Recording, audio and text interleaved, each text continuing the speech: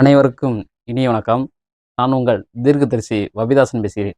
இன்னைக்கு நம்ம பார்க்க போகிற தலைப்பு என்ன பார்த்தீங்கன்னா, கும்பராசியிலிருந்து கும்ப லக்கணக்குடைய காதல் மற்றும் திருமண வாழ்க்கை துணை ரகசியம் தான் பார்க்க போகிறோம்.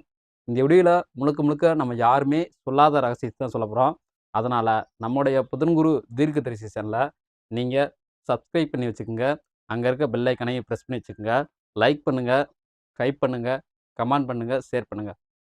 கும்பராசி கும்ப லக்கணத்தில் பிறந்துட்டாவே உங்களுக்கு உண்டான கிரகம் என்ன பார்த்தீங்கன்னா, நிறைய பேர் நினச்சிட்டு இருப்பீங்க இது வரைக்கும் நம்ம வீடியோ இப்போ தான் புதுசாக பார்க்குறீங்கன்னா உங்களுக்கு இந்த வீடியோ வந்து கொஞ்சம் குழப்பமாக தான் இருக்கும்.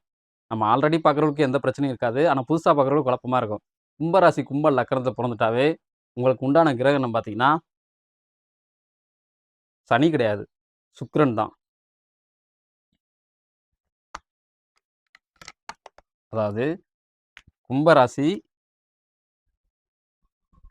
கும்பம் ராசி அல்லது லக்னம் இந்த வீட்டுக்கு உண்டான கிரகம் பார்த்தீங்கன்னா நிறைய பேர் நினச்சிட்டு இருக்கீங்க. இது வரைக்கும் அப்படித்தான் நினச்சிட்டு இருக்கீங்க. சனி கிரகம்னு அப்படி கிடையவே கிடையாது. சுக்கிரன் தான் இந்த வீட்டுக்கு முழுசா அதிபதி. சுக்கிரன் இந்த வீட்டுக்கு மட்டுமா அதிபதின்னு கேட்டீங்கன்னா அப்படி கிடையாது. ரிஷப வீட்டுக்கும் சுக்கிரன் அதிபதியாக தான் வரும். இந்த சுக்கிரனுக்கு பார்த்தீங்கன்னா 2 நட்பு கிரகங்கள் இருக்கு. நல்லா கவனிச்சுங்க. இந்த சுக்கிரனுக்கு பார்த்தீங்கன்னா 2 நட்பு கிரகங்கள் இருக்கு. ஒன்று பார்த்தீங்கன்னா சூரியன், 2 பார்த்தீங்கன்னா பூமி. அதாவது நம்ம வாழ்றோம் பார்த்தீங்களா, இது எதை குறிக்கும் பார்த்தீங்கன்னா பூமி. நம்ம வாழ்றதான் பூமி. இதுக்கு இன்னொரு பேர் இருக்கு, புதன்னு சொல்லலாம் அல்லது புதன் இப்படின்னு சொல்லலாம். ரெண்டுமே ஒன்று தான். இப்போ சுக்கிரன்னா யாருன்னு கேட்டிங்கன்னா நிறைய பேர் நினச்சிட்டு இருக்கீங்க சுக்கிரன்னா பிறகு சுக்கிராச்சார, அதாவது எப்படி சொல்றது, ஒரு சுப கிரகம் அப்படின்னு நினச்சிட்டு இருக்கீங்க. அப்படின்னா கிடையவே கிடையாது. சுப கிரகங்கள் மொத்தம் 3 தான். என்னென்னு பார்த்தீங்கன்னா சந்திரன், சூரியன், குரு, இவங்க 3 பேர் மட்டும்தான் சுப கிரகங்கள். மித்தவங்கலாம் பாதி பாதியாக கொஞ்சம் கொஞ்சம் நல்லதும் செய்வாங்க, கெட்டதும் செய்வாங்க, கலந்து செய்யக்கூடிய கிரகங்களாக இருப்பாங்க. ஆனால் ரொம்ப நல்லது செய்யக்கூடிய கிரகங்களாக இந்த 3 கிரகங்கள் மட்டும்தான். இப்போ சுக்கிரன்னா என்னன்னு கேட்டிங்கன்னா சுக்கிராச்சாரியம் கிடையாது, பிறகும் கிடையாது. சுக்கிரன்னா யாருன்னு கேட்டிங்கன்னா முழுக்க முழுக்க ஆண்டாள். அதாவது ஆண்டாள்.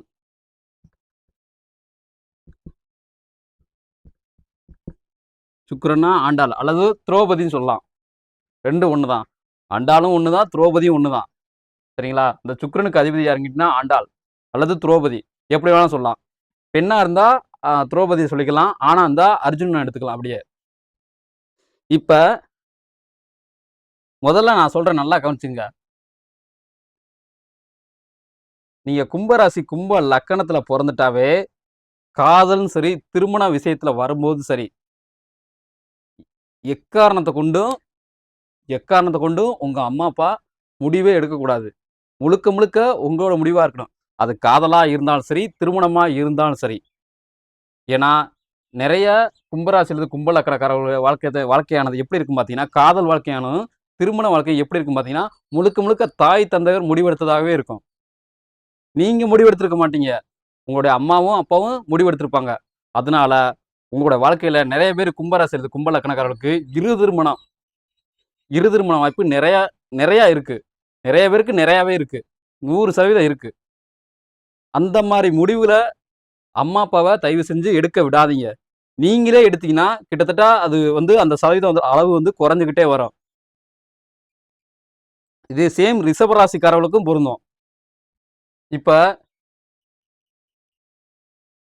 இப்ப கும்பராசியிலிருந்து கும்ப லக்கணத்தை வந்து சுக்கிரன் அதிபதியா இருக்கிறனால உங்களுக்கு யாரை ரொம்ப பிடிக்கும் கேட்டீங்கன்னா, இங்க இருக்க சூரியனை தான் ரொம்ப பிடிக்கும்.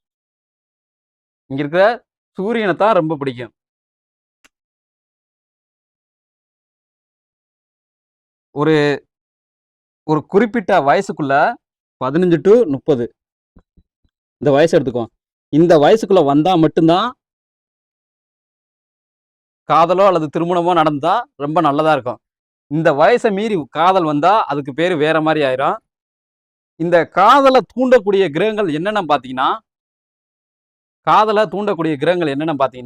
அந்த கிரகங்களோட ஒரு குறிப்பிட்ட கிரகங்களுடைய தசைகள் அல்லது புத்திகள் அல்லது அந்தரம் அல்லது சூட்சமம், இந்த 4 நடக்கக்கூடிய காலகட்டத்துல தான் ஒருவருக்கு காதல் அல்லது திருமண வாழ்க்கை கை கொடுக்கும்.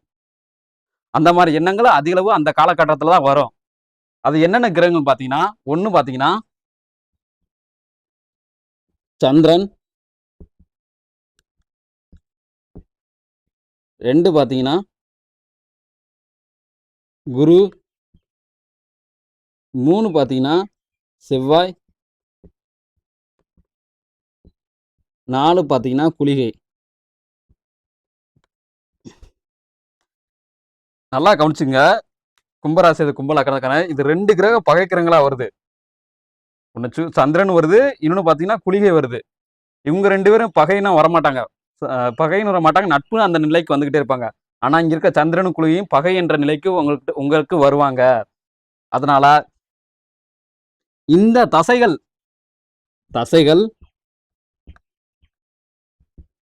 தசை அல்லது புத்தி அல்லது அந்தரம்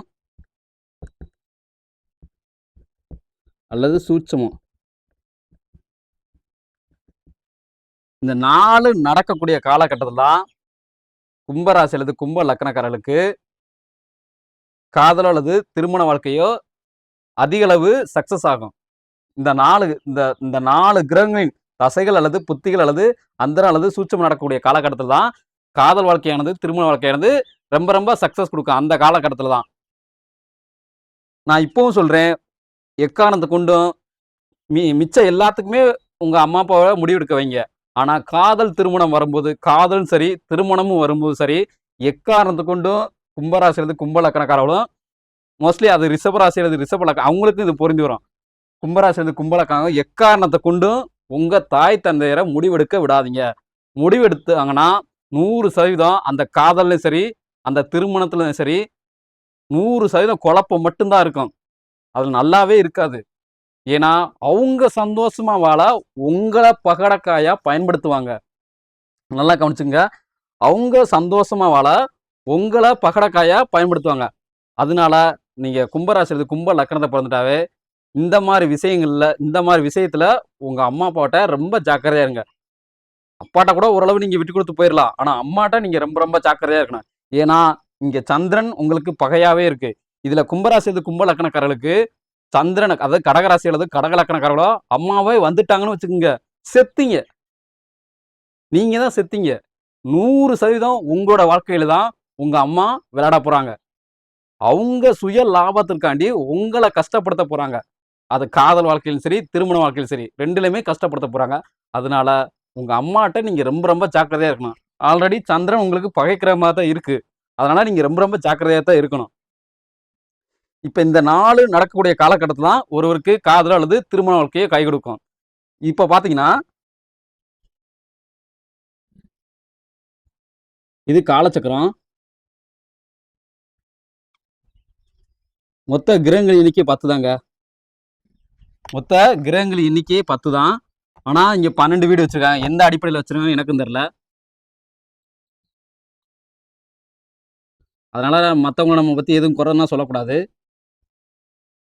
இப்ப பாத்தீங்கன்னா நமக்கு என்ன தெரியுதோ அது இந்த வீடியோல சொல்லிட்டு போயிடுவோம். மற்ற ஜோதிடர்களை பத்தி எந்த குறையும் சொல்ற அளவுக்கு ஏன்னா அது தேவையில்லாத வம்பு. எனக்கு என்ன பொறுத்தவரைக்கும் அது தேவையில்லாத பிரச்சனை. நமக்கு தெரிஞ்சதை நம்ம சொல்லிட்டு போயிடுவோம். இப்ப பாத்தீங்கன்னா நிறைய பேர் நினைச்சிட்டு இருப்பீங்க இந்த வீட்டுக்கும் சுக்கிரன் தான் அதிபதி, இது தெரியும். ஆனா இந்த வீட்டுக்கு சுக்கிரன் தான் அதிபதி இப்பதான் உங்களுக்கு தெரியும் இந்த வீடியோ பார்த்தா. அதனாலதான் இந்த வீடியோ ஸ்டார்டிங்லேயே சொன்னேன், இந்த வீடியோல நம்ம யாருமே சொல்லாத ரகசியத்தை தான் சொல்ல போறோம்னு. இது ரிஷப வீடு. இப்ப பாத்தீங்கன்னா இது கும்பம் வீடு.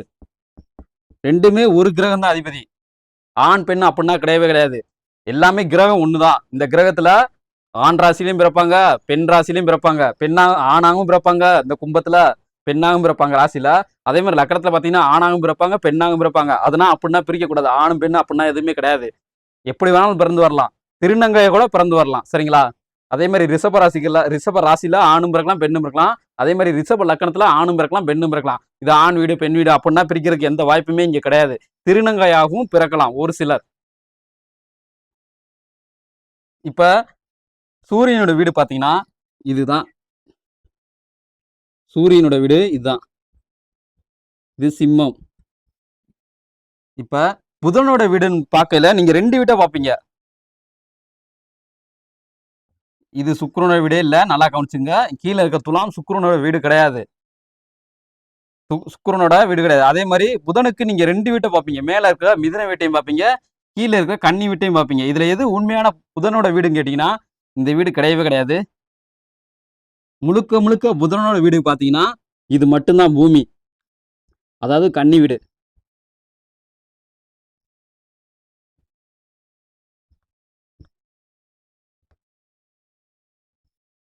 ராசி அல்லது லக்னம். சிம்மம், ராசி அல்லது லக்னம். சரிங்களா? இவங்க 2 பேரும் தான் உங்களுக்கு நட்பு கிரகங்களா இருக்காங்க. இவங்க 2 பேர் மட்டும் தான் உங்களுக்கு நட்பு கிரகங்களா இருக்காங்க. ஆனா நட்பு கிரகங்களா இருக்காங்க. உங்களுக்கு யாரை ரொம்ப பிடிக்கும் கேட்டீங்கன்னா, கும்பராசி அல்லது கும்ப லக்கணத்தை பிறந்துட்டாவே உங்களுக்கு மேல இருக்க சிம்ம ராசி அல்லது சிம்ம லக்கணக்காரர்கள் தான் ரொம்ப பிடிக்கும். ஆனா நல்லா கவனிச்சுங்க. ஆனால் ஆனால் சூரியன் ஒரு முழுக்க முழுக்க ஒரு துறவற கிரகம். சூரியன் ஒரு முழுக்க முழுக்க ஒரு துறவற கிரகம். நீங்க கும்பராசி கும்ப லக்கணத்துல பிறந்துட்டு நீங்க யோகமான நபரா இருந்தீங்கன்னா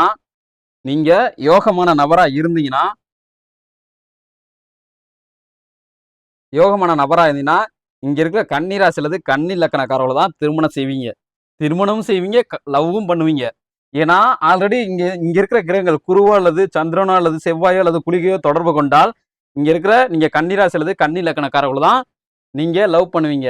ஆனா மிச்சம் இருக்கிறவங்க இங்க இருக்க சிம்ம ராசி அல்லது சிம்ம லக்கணக்காரர்களை தான் லவ் பண்ணுவீங்க.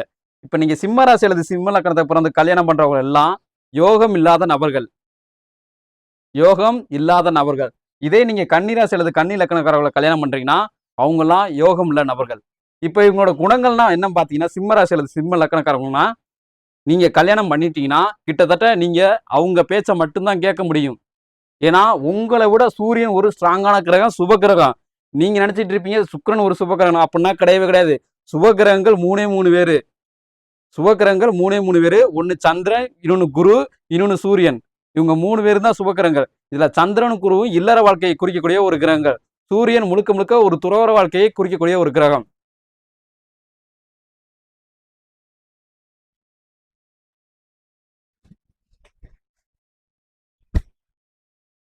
சூரியன் முழுக்க முழுக்க ஒரு துறவற வாழ்க்கையை குறிக்கக்கூடிய ஒரு கிரகம். இப்ப பாத்தீங்கன்னா இவங்களுடைய குணங்கள் முழுக்க முழுக்க மிகப்பெரிய ஆளுமை குணங்களா இருக்கும். இவங்களை நீங்க கல்யாணம் பண்ணும்போது இவங்களோட குணங்களை நீங்க கேட்டா மட்டும்தான் அந்த இல்லற வாழ்க்கை சந்தோஷமா இருக்கும். அதே மாதிரி இங்க இருக்க சிம்மராசியில சிம்ம லக்கணத்துல நீங்க கல்யாணம் பண்ணும்போது அவங்க ஆல்ரெடி பணக்காரவங்களா தான் இருப்பாங்க. அதாவது 4 பேர் மதிக்கக்கூடிய அளவு நபராத்தான் இருப்பாங்க. அந்த நபர் அரசாங்கத்துல பணிபுரியும் நபரா இருப்பாங்க, இல்ல அரசாங்கத்துல இருந்து ஏதோ ஒரு சிறு அல்லது குறு தொழில் செய்யும் நபர்களாக இருப்பாங்க. அதிக அளவு கோபம் வரக்கூடிய ஒரு நபர்களா இருப்பாங்க. இவங்களை நீங்க கல்யாணம் செய்யும் போதோ அல்லது காதல் செய்யும் போதோ கொஞ்சம் நீங்க பார்த்து ஜாக்கிரதையா தான் இருக்கணும். இவங்க கிட்ட எல்லா உங்களுக்கு தேவையான நீங்க எப்படின்னு பாத்தீங்கன்னா கொஞ்சம் ஆடம்பர வாழ்க்கையை அளவுக்கு அதிகமா எதிர்பார்க்கக்கூடிய ஒரு நபர்களா தான் இருப்பீங்க. அதாவது யாரு என்ன செஞ்சா நமக்கு என்ன, நம்மளோட வாழ்க்கை சந்தோஷமா இருந்தா போதும் அப்படின்னு நினைக்கக்கூடிய மனப்பக்குவத்துல இருக்கக்கூடிய நபர்கள் யாருன்னு கேட்டீங்கன்னா அது நீங்க மட்டும்தான். ஆனா இவங்க அப்படி கிடையாது. கொஞ்சம் துறவற வாழ்க்கையா இருந்தாலும் சரி, இல்லற வாழ்க்கையா இருந்தாலும் சரி, பாதி சமூக வாழ்க்கை இருந்துகிட்டே இருக்கும். நம்மளால மற்றவங்களுக்கு என்ன உதவி செய்ய முடியும் அப்படி எண்ணம் கொண்ட நபர்கள் தான் இங்க இருக்க சிம்மராசில இருந்து சிம்ம லக்கணத்துக்காரங்க. இந்த பூமிக்கு என்ன செய்ய முடியும், இந்த பூமியில பிறந்த மக்களுக்கு என்ன செய்ய முடியும் அப்படின்னு ஒரு எண்ணம் கொண்ட நபர்களாக தான் இருப்பாங்க. அதனால நீங்க கும்பராசி அல்லது கும்ப லக்கணத்துல பிறந்து இவங்களை நீங்க கல்யாணம் செய்யும்போதோ அல்லது காதல் செய்யும்போதோ நீங்க தான் அளவுக்கு அதிகமா உங்களுடைய குணங்களையும் சரி செயல்பட்டங்களும் சரி விட்டு கொடுத்து போகக்கூடிய நபர்களா இருப்பீங்க. அதே மாதிரி நினைச்சுக்குங்க. அதே மாதிரி இன்னொன்னு நல்லா புரிஞ்சுக்குங்க. நீங்க கும்பராசி அல்லது கும்ப லக்கணத்துல பிறந்துட்டாவே உங்களுக்கு இங்க இருக்க சுக்கிரதசை நடக்க வாய்ப்பே இல்லை. உங்களுக்கு இங்க இருக்க சுக்கிரதசை நடக்காது. ஆனா கும்ப ராசிக்காரர்களுக்கு சுக்கிரதசை நடக்கும். ஏன்னா லக்னாதிபதி யார் வரான்னு நமக்கு சொல்ல முடியாதுல, கரெக்டா சொல்ல முடியாதுல. மிச்சம் இருக்கிற 9 கிரகங்கள் எது வேணாலும் லக்னாதிபதியா வரலாம். ஆனா லக்கணத்துல சுக்கிரனே இருக்கிறனால உங்களுக்கு சுக்கிர தசை நடக்க வாய்ப்பு இல்லை. இந்த தசைகள் நடக்கும் போது மட்டும்தான் உங்களோட வாழ்க்கையில அல்லது காதல் வாழ்க்கையில அல்லது திருமண வாழ்க்கையிலோ 100% வெற்றி கிடைக்கும். 100% வெற்றி கிடைக்கும்.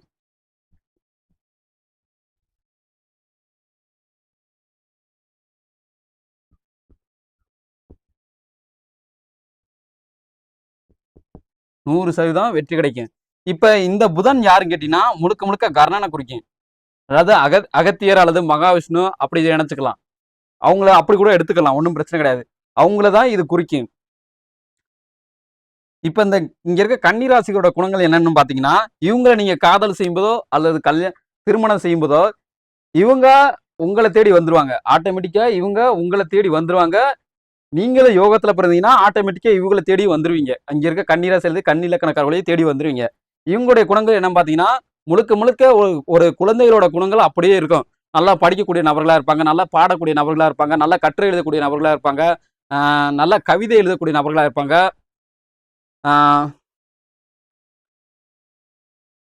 அடுத்து பாத்தீங்கன்னா சிறுபிள்ளைத்தனமா விளையாண்டுக்கிட்டு திரிவாங்க. 100 வயசானாலும் சரி, 80 வயசானாலும் சின்ன பிள்ளையோட விளையாண்டுட்டு திரிவாங்க. அப்படிப்பட்ட குணங்கள் படைத்த நபர்கள் யாரு கேட்டீங்கன்னா, அவங்க மேக்சிமம் கன்னி ராசியில கன்னி இலக்கணத்தை பிறந்து புதன் ரொம்ப வலுத்திருக்கும். இங்க இருந்து பூமி ரொம்ப வலுத்ததுனால அந்த மாதிரி குணங்கள் அவங்களுக்குள்ள நிறைய இருக்கும். அதே மாதிரி இவங்களோட குணங்கள் இன்னும் பாத்தீங்கன்னா, கொஞ்சம் குழந்தை குணம் இருக்கிறதுனால நீங்க கொஞ்சம் விட்டு கொடுத்து தான் போற மாதிரி இருக்கும். இங்க இருந்து கன்னி ராசியில இருந்து கன்னி இலக்கணக்காரர்ட்ட.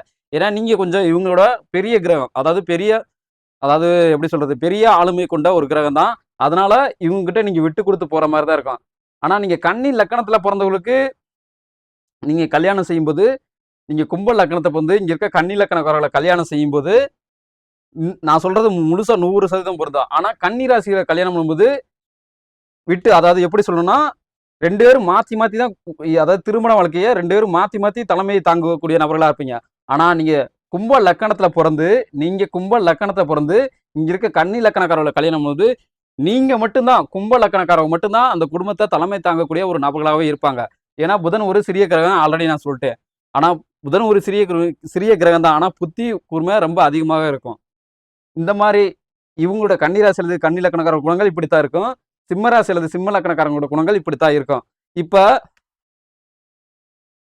பாத்தீங்கன்னா, முழுக்க முழுக்க தோல்வியை தரக்கூடிய கிரகங்கள் என்னன்னு பாத்தீங்கன்னா, காதல் அல்லது திருமண வாழ்க்கையில தோல்வியை தரக்கூடிய கிரகங்கள் என்னன்னு பாத்தீங்கன்னா, ஒண்ணு பாத்தீங்கன்னா, இதெல்லாம் தோல்வி தரக்கூடிய கிரகங்கள். ஒண்ணு பாத்தீங்கன்னா சூரியன்,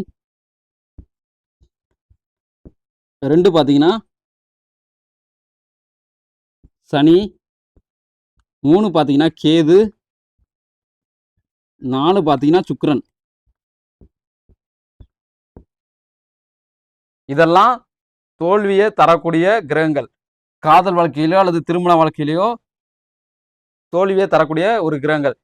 இங்க இருக்க சூரியனானது முழுக்க முழுக்க துறவற வாழ்க்கையே நாடி செல்லும் அதாவது தேடி செல்லும் ஒரு கிரகமாக இருக்கும். இங்க இருக்க சனியானது வந்தது வரட்டும், வராது போட்டோம் அப்படின்னு சொல்லிட்டு நீங்க இந்த சனியானது அப்படிதான் எண்ணங்கள் கொண்டிருக்கும். அப்படின்னா என்ன கேட்டீங்கன்னா, நீங்க உங்களுக்கு இங்க இருக்க ஏதாச்சும் ஒரு கிரகங்களின் தசைகள் நடந்து இங்க இருக்க நல்லா கவனிச்சுங்க. இங்க இருக்க 4 கிரகங்கள் ஏதாவது ஒரு தசை நடந்து உதாரணத்துக்கு நான் சொல்றேன். இங்க இருக்க குரு தசை நடந்து நீங்க லவ் பண்ற பொண்ணுக்கோ ஆணுக்கோ இங்க இருக்க சனி தசை நடந்துச்சுன்னு வச்சுங்க. இந்த பொண்ணுகிட்ட போய் காதலை சொல்றீங்களோ அல்லது திருமணத்தை பத்தி பேசினாலோ கண்டிப்பா அது 100% தோல்வியில தான் முடியும். அதே மாதிரி உங்களுக்கு செவ்வாய் தசை நடந்து நீங்க லவ் பண்ற பொண்ணுக்கு கேது தசையோ அல்லது லவ் பண்ற பொண்ணுக்கோ அல்லது பையனுக்கோ கேது தசை நடந்துச்சுன்னா நீங்க காதலை பத்தியோ அல்லது திருமண வாழ்க்கையை பத்தி பேசினா அங்கேயும் 100% தோல்வி மட்டும்தான் தரும். உங்களுக்கு குளிகை தசை நடந்து நீங்க லவ் பண்ற பொண்ணுக்கோ ஆணுக்கோ சுக்கிர தசை நடந்தா நீங்க காதலை சொல்ல போனாலும் சரி, திருமணத்தை பத்தி பேச போனாலும் சரி, முழுக்க முழுக்க அங்க தோல்வி மட்டும்தான் தரும். ஏன்னா இவங்கன்னா இல்லற வாழ்க்கையில அதிக ஈடுபாடு காட்டாத ஒரு நபர்களாக இருப்பாங்க இந்த கிரகங்கள் 4 கிரகங்களும். அதனால நீங்க கும்பராசி அல்லது கும்ப லக்கணத்துல பிறந்துட்டாவே நீங்க காதல் வாழ்க்கையும் சரி, திருமண வாழ்க்கையும் சரி, எக்காரணத்தை கொண்டும் உங்களுடைய தாய் பேச்சை கேட்டு நீங்க எக்காரணத்தை கொண்டும் முடிவெடுக்க கூடாது. ஆல்ரெடி சொல்லிட்டேன், சுக்கிரனுக்கு சந்திரன் அதாவது சந்திரன் ஒரு பகை கிரகம்னு சொல்லிட்டேன். அதனால நீங்க ரொம்ப பார்த்து ஜாக்கிரதையாக இருக்கணும். ஸோ இது போல பல அருமையான தகவலை நீங்க தெரிஞ்சுக்கணும்னு ஆசைப்பட்டீங்கன்னா நம்முடைய புதன்குரு தீர்க்கதரிசி சேனலை நீங்கள் சப்ஸ்கிரைப் பண்ணி வச்சுங்க. அங்கே இருக்க பெல் ஐக்கனை பிரஸ் பண்ணி வச்சுங்க. பாய். மீண்டும் புதிய ஒரு தலைப்பில் சந்திப்போம்.